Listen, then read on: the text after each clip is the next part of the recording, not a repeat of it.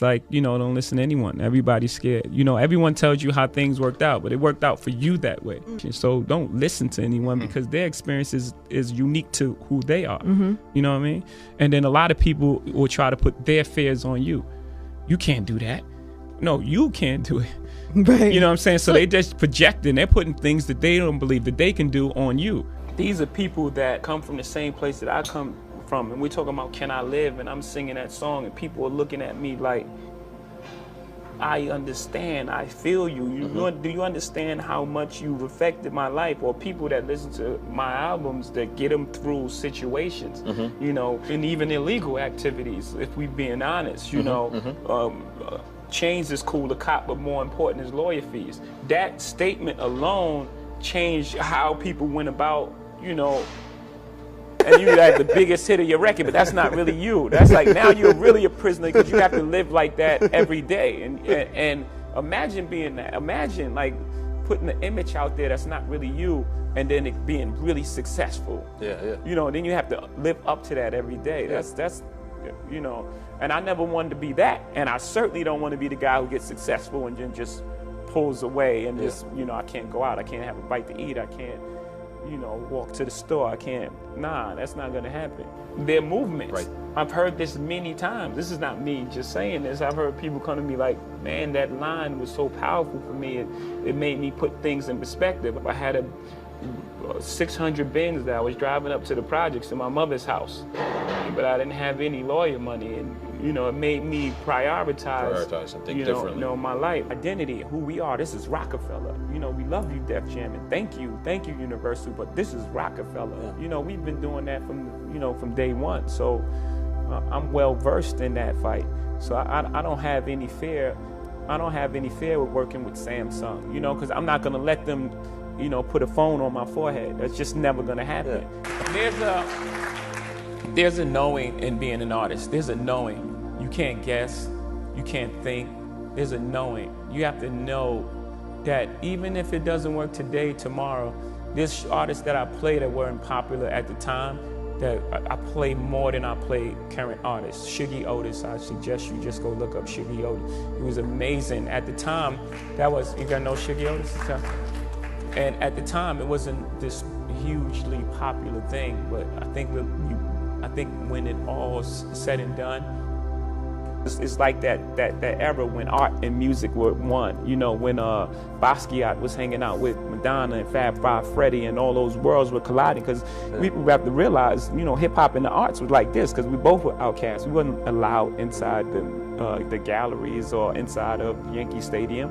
We were both outcasts. You know, we were writing on the street and making music. It was one thing. But then art got into the galleries, and then hip hop almost disassociated with it, because it's like, oh, it's this bourgeois thing. It became something else. We would play that music more than any other music, right? So you have to have this knowing that, okay, it may not work today, it may not work tomorrow, but this is the right thing, and this is what I'm doing, and this is what's feeding me. So that would be the best advice that I can give you. That knowing, just believe in what you're doing, and if you don't believe in it, then you're not doing it. You haven't figured out the thing that you do best yet. When you feel it and when you know, no one can tell you. You only have to be right once.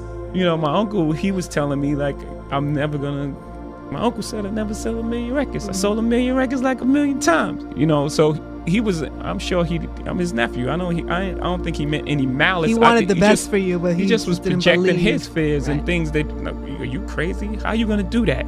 How? You know, I'm sure there's things that I do now that he can't believe that I was able to accomplish. But he couldn't even see it at the time. So he was just projecting, putting his fears on me. So the whole thing is just, you know, and always believe you're great, even before anybody else believes it. I had the track and the hook to Holy Grail, you know, way back then. You know, so I can't say I officially started then. I had pieces of music and ideas, and then, you know, with Timberland, we caught that vibe. Then it was a pretty short period of time. It was over a couple weeks. It was over, you know, maybe 2 weeks, maybe 3. Let's just say 3 weeks, and it was done. You know, most people that were successful growing up, from where I was from, never came back. So there was never a dialogue on how'd you do it, what happened. There was no mentoring program. There was no going back and grabbing a person and teaching them trade or, you know, what it is that you do, and then that person go back and grab 2 people, and then, you know, and then it goes from there. So I figured I'd start with school. You know, my first album came out, I was 26, and I had seen so many things in the street, so my attitude was like, man, you know, I've seen so much, and, you know, I don't have anything to prove. I know who I am. I'm a very self-aware person. You know, so when you're self-aware, even when you're dealing with someone's ego, you know when to allow it to, you allow their ego to live in its own space. You know, the problem is when you engage that energy, that's when there's a problem. If you engage the ego with your ego, then it's like, okay, now something has to happen. It can keep escalating to a level that can be irreversible, you know.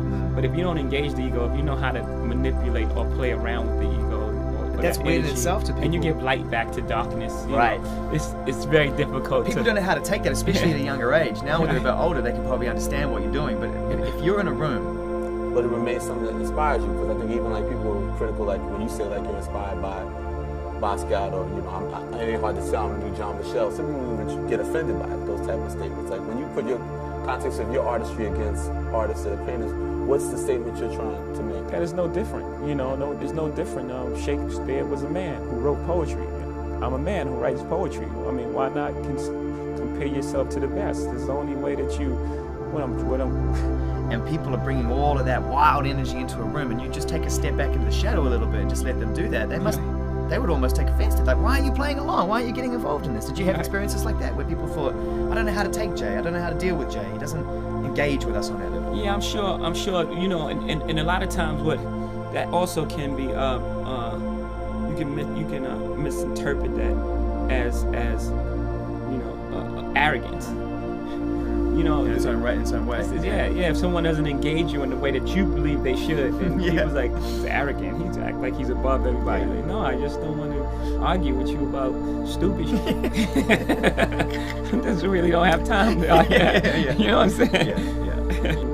What I'm supposed to be here to be second best, right? I'm not doing this. You never seem to like that. Yeah, I'm not doing this for that. I'm not doing this for that, you know. And if other people are cool with settling or not putting themselves in that light, then that's, you know, that's their personal preference. That's their personal preference. If you don't want to be in that light, that's fine. I'm not mad at you.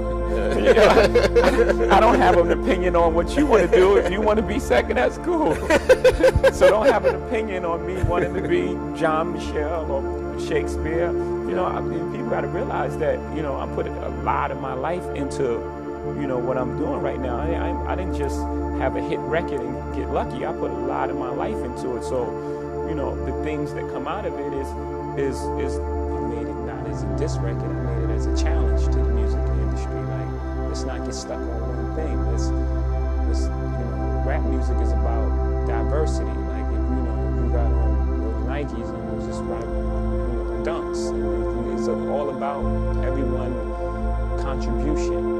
You know, before you had Tribe, Ice Cube, Public Enemy, at the same time as Digital Underground. It was just so many different. I had every album. You know, it was all different types of sounds and approaches, but it was still great music. I'm not just, auto-tune is bad. You know, there are songs that have auto-tune that I love, but when everyone jumps on this bandwagon and everyone tries to make the same exact record. I mean, I heard that record from TV. I liked it. I don't want to hear it 100 times from 100 different artists. I want to hear different stuff. Like, I got a couple cameras in my face. I can deal with that. You know, it's just like the whole thing. You go through it like, this is terrible. I can't even take my daughter to the store. And then you wait a minute. Let's put it all in perspective. It's not like a real problem. You know, like people have real problems. Like, you know, your son may go out and not come back. You want to unleash that talent in your mind, let's go. You know, because it's there. You have to have the belief that when you draw from that well of talent, that it's going to be there. You have to have that belief that when you go into the basket, no one that's on that court can stop you. When everyone's on the court, they're coming for you. When the opposing player walk into the arena, they're thinking about upstaging you. You're like a trophy to them. They're thinking, if I'm better than this guy, the spotlight turns on me. So you know you're a superstar because you're a mark